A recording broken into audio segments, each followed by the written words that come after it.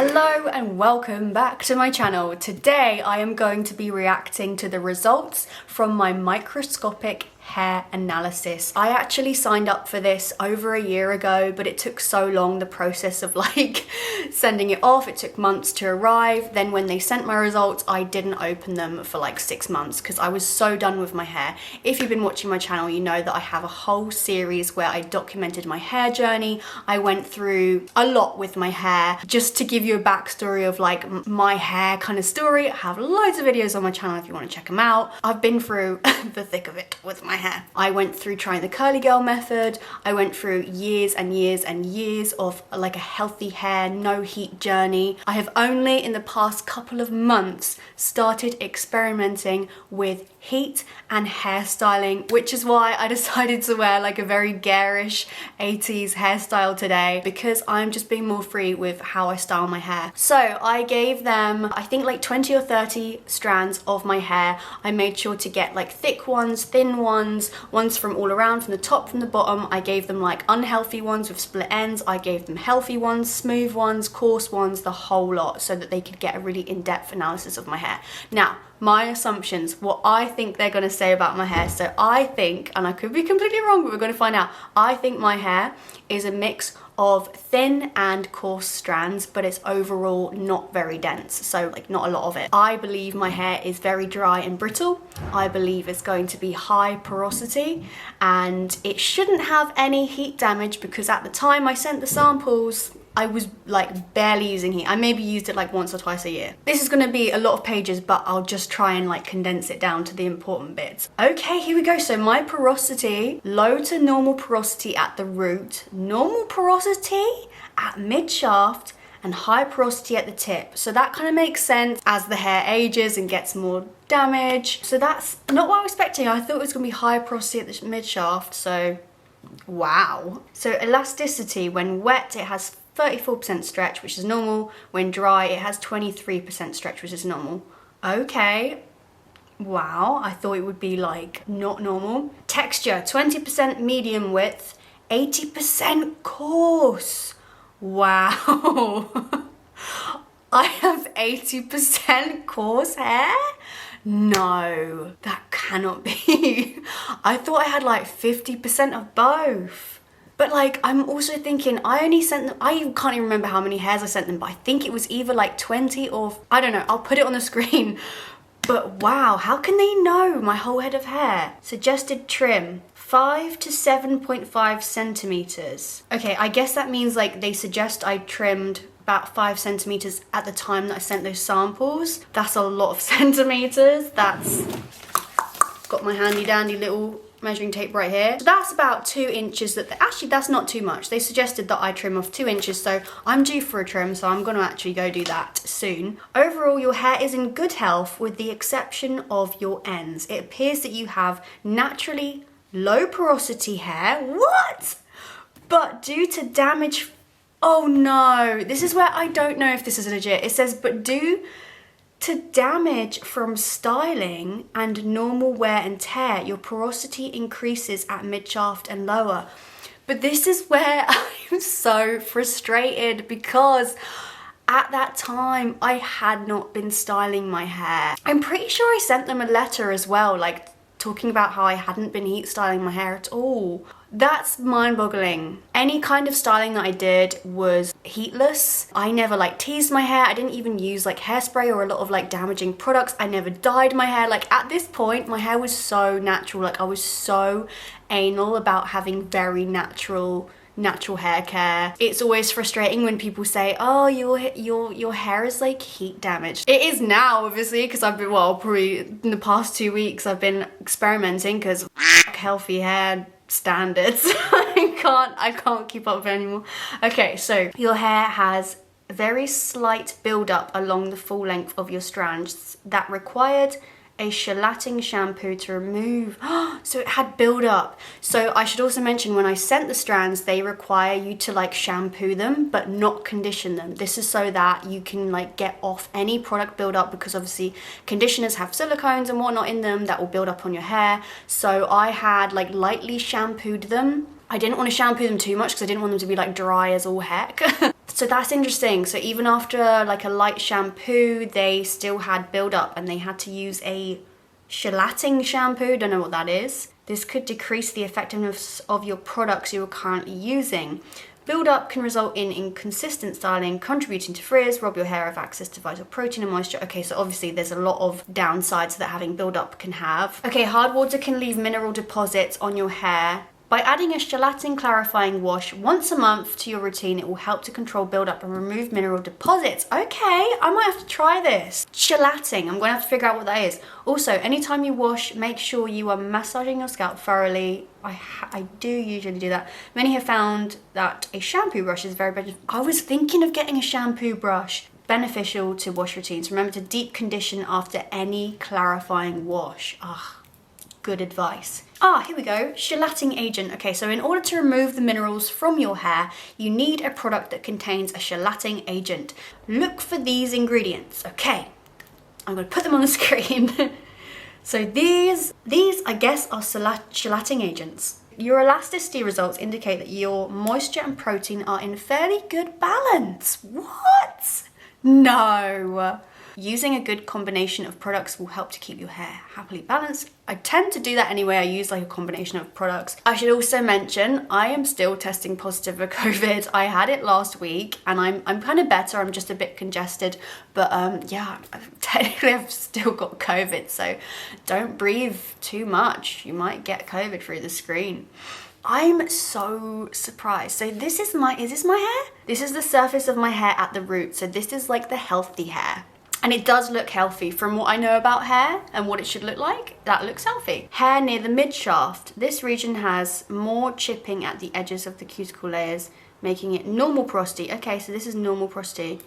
So the hair before.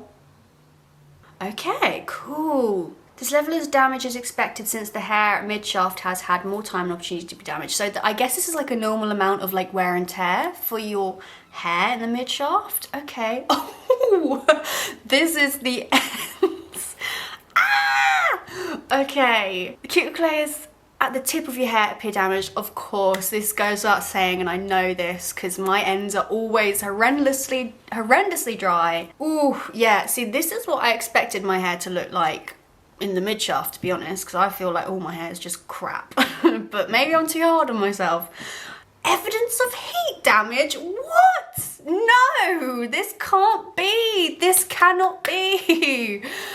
Oh, how frustrating. It's evidence of heat damage. But I wasn't using heat unless like the few times that I used heat throughout like those couple of years really did damage my hair that much. I always felt like even when I used heat, like, I don't know, 2 or 3 times a year, I would always feel like I was frying my hair when I was doing it. I was like, oh, I tried to always use the lowest heat possible. Like I was scared of heat. So to see that I had heat damage when I didn't even use heat ever, hardly, it's really disheartening. Also, you give them some products that you're using and they like analyze them and tell you if they're right for you. Oh, my Shea Moisture Manuka Honey and Yogurt Hydrate and Repair, which is one of my favorite products. So let's see what they say about this. Oh, they say I do recommend this product for your hair as your regular shampoo. Fabulous. I love that shampoo. It doesn't have any sulfate in it. Sodium lauryl methylene acetaldehyde is a cleanser that is not as harsh as sulfates but may be a little drying. And the conditioner, okay. I recommend this product for your hair. The conditioning agents and shea butter will continue to build up, so be sure to follow a regular clarifying routine.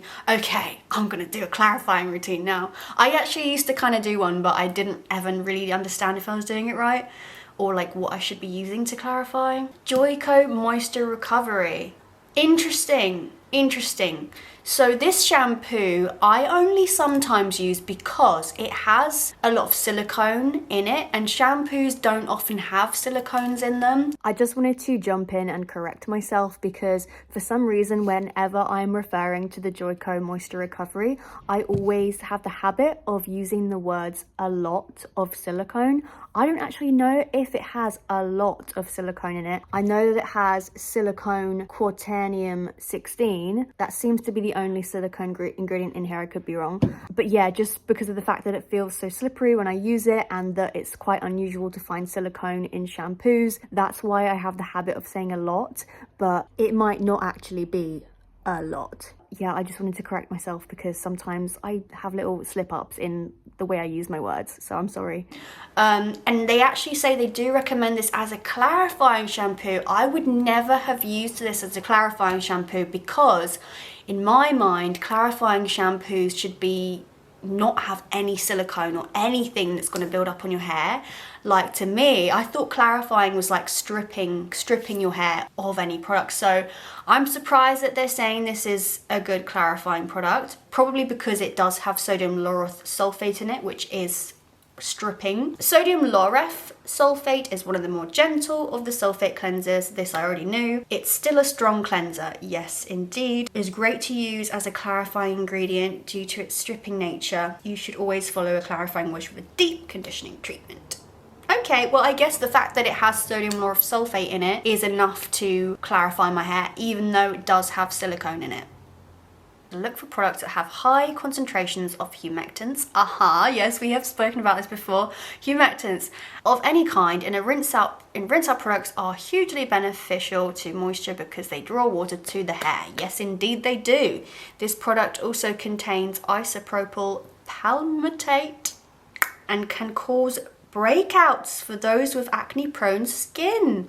Well. Humectants you may want to avoid in your styling products: glycerin, sorbitol, propylene glycol, PVP. Film-forming humectants are awesome for low porosity hair but can work on all types. These include flaxseed gel, love that, I made a video making flaxseed gel, a seaweed extract, Irish moss extract, ochre gel. I'm just going to put it all on the screen here. So these are all good. These are proteins tolerated well by all porosity types. I feel like I should share this information because you can no longer buy this. If you could, I probably wouldn't share this, if, you know, they needed to make money from it, obviously, but it's no longer available, so people can't get this information anymore. At least a little bit. I'm not going to share all of it, obviously. It'd take forever. Cetearyl alcohol is a type of moisturizing alcohol. I'm surprised at how much information I already know. I also put in Boucleme, which I haven't used for like a year, but I really liked it when I was trying the curly girl method. They would classify this as a co-wash, which I do believe it was. It does not contain any true cleansers. It contains a fairly high concentration of a common conditioning agent, which is infamous for creating high levels of cumulative build-up, but also great for adding slip. That explains why I got so much build-up in like the second or third week of using Boucleme. I remember my hair went so stringy. I might try and add some footage. The high concentration of oils may make your hair feel weighed down. However, regular clarifying, again, the clarifying is gonna save us all.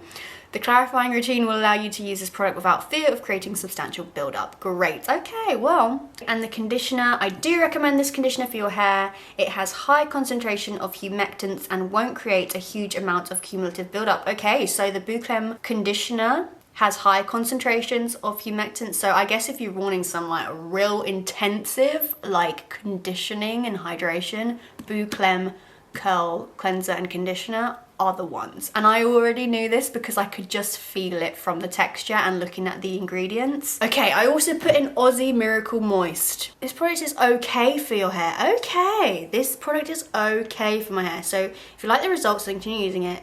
I wasn't sure if this product was actually good for my hair. I had bought it because somebody had recommended it for wigs, for real natural hair wigs. So that's the only reason I bought it and I started using it on my hair. It does not have anything in the way of a humectant.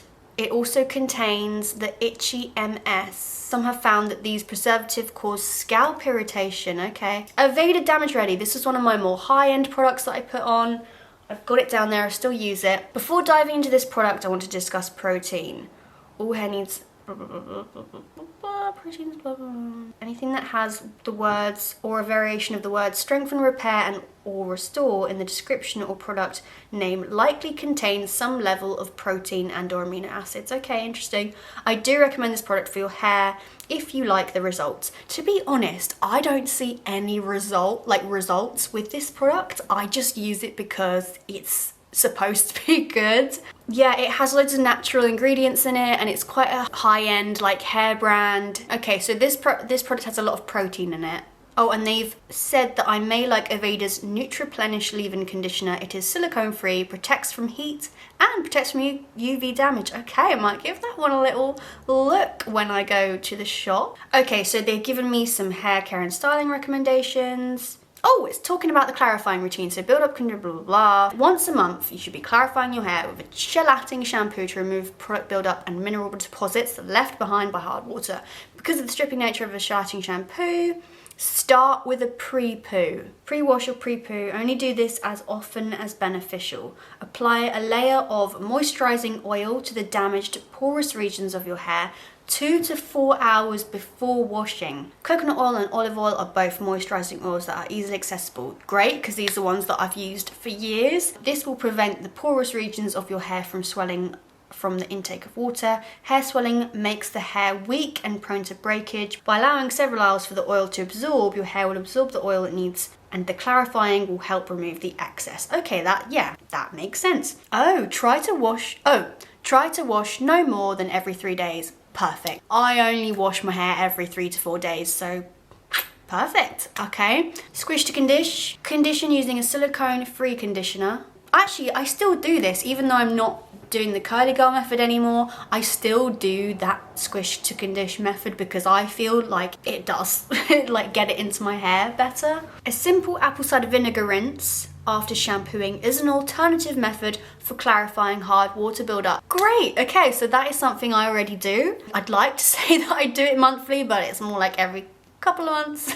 I should really do it more. But yeah, so again, I have a video all about apple cider vinegar. They're saying 1 cup of water plus 1 to 2 tablespoons of ACV. Interesting, because I found all these different articles online that were giving all these different ratios and I was like, what on earth is the correct ratio? And excuse me, I think I did come to the conclusion that around 2 tablespoons was the right amount in 1 cup of water. After you've clarified your hair, follow with a deep conditioning treatment.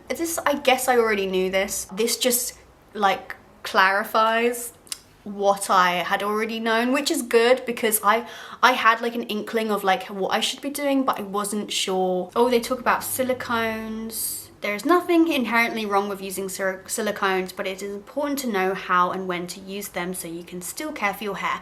I have a video all about silicones, which basically goes into this whole like, are they bad? Are they good?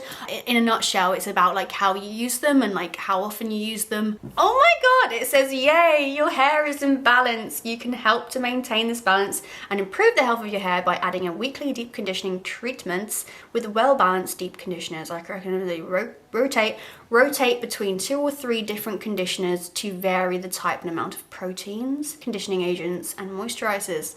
I also like to have about 2 or 3 different types of products on the go at one time when it comes to my hair, and I've been like torn about this because I also believe that as a nation we have too many products and a lot of the time we don't end up getting through them all, and I also feel that like you should really just have one of each thing until it all gets used up. But when it comes to hair, I do think sometimes you need like different things for different like hair needs. Ones with silicones, ones without, ones with stronger cleansers, ones with weaker ones. Your analysis results indicate that in terms of moisture and protein, your hair is in balance. The feeling of dryness could be due to not getting along with a type of protein or plant extract or a need for more emollients in your routine. Since we discussed protein during the product reviews, I will focus on emollients here. Okay, so I need to read through what she said about proteins, but this is interesting. So this could potentially be why I feel that my hair is so dry, but clearly through the microscopic analysis,